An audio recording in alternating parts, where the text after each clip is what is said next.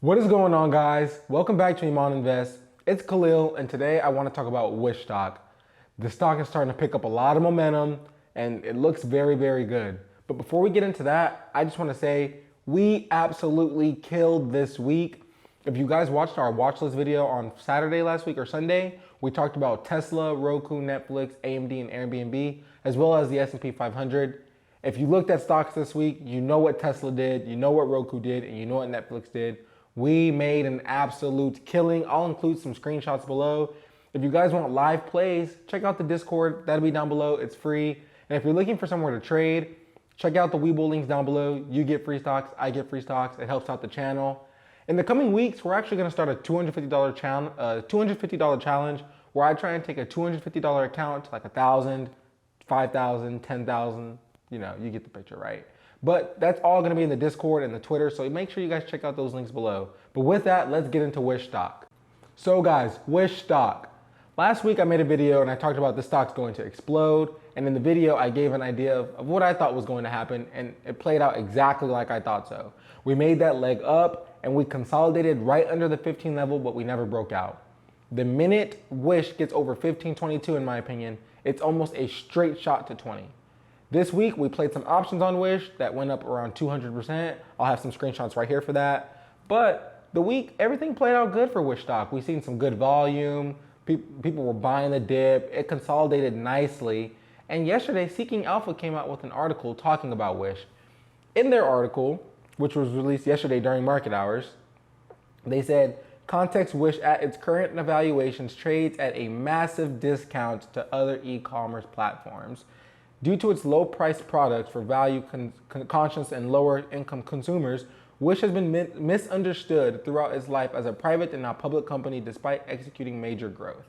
So we scroll down a little bit. We talked about Wish. It's a mobile e-commerce site, right? They sell cheap things to people, and that's basically what it is. But that's not where the value of Wish is. See, the value of Wish is it's trading at an extreme discount compared to its competitors, right? You see right here, its estimated sales ratio is 2.53. Etsy has a 9.52, Melly 11.56, Jumia 14.85, and Shopify 41.1. That shows a lot. The discount of Wish and what it's trading at is just not fair to its value and its sales. We scroll down a little bit. They talked about the value of the stock and how it's undervalued and all that good stuff, right? But come look at the financial performance of Wish. They've seen year-over-year growth in revenue. They have $1.72 billion in cash, and they did lose money, and that's kind of what scared off some investors. Wish did lose; they operated at a loss, but a lot of that was spent on sales and marketing. And you could look at that two ways: why are you spending so much on sales and marketing? Or, hey, maybe they're trying to grow the company, and you have to market the company. And if you want to know something, Amazon valued Wish, I believe 10 to $15 billion in 2015. Wish is under that evaluation now. So Amazon was willing to buy Wish for more than that a few years ago, and its value is lower than that now. Little fishy to me, right?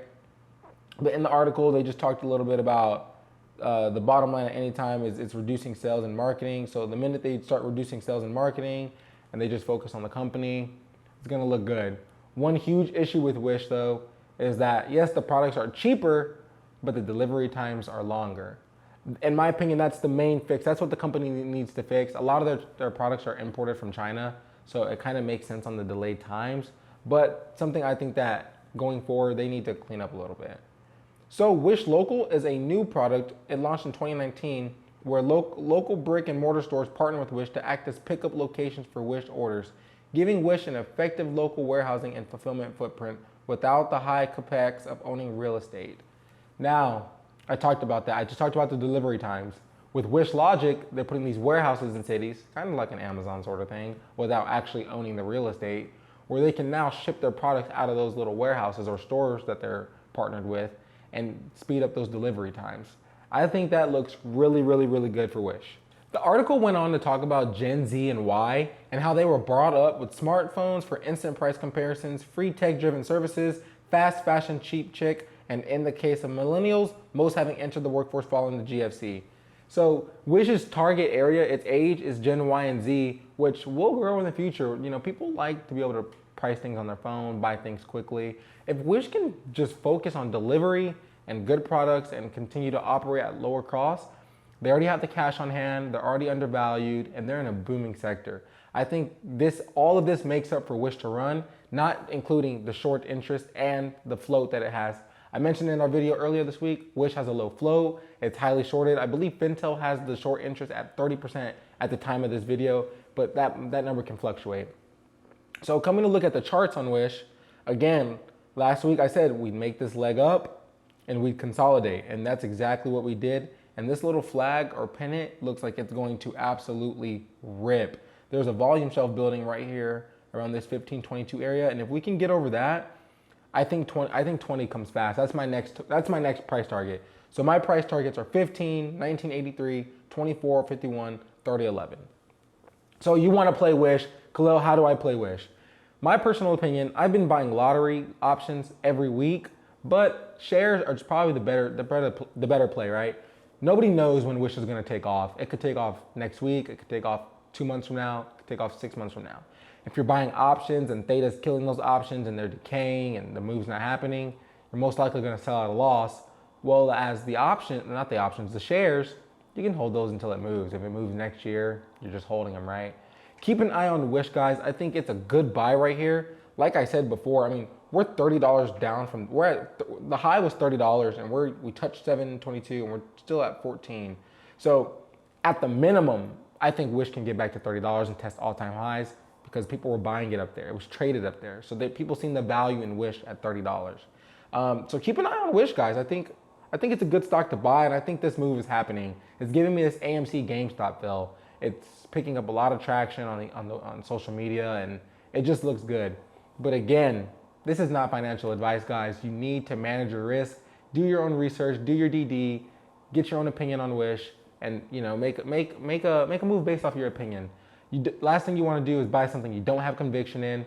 We talk about this every video. Without that conviction, y'all out of here, man. Wish gonna come back down to $11.24. You're down $3 a share. You're panicking, you're commenting, asking me, what are you doing, what are you doing? And you're running, you're losing, you're selling at a loss.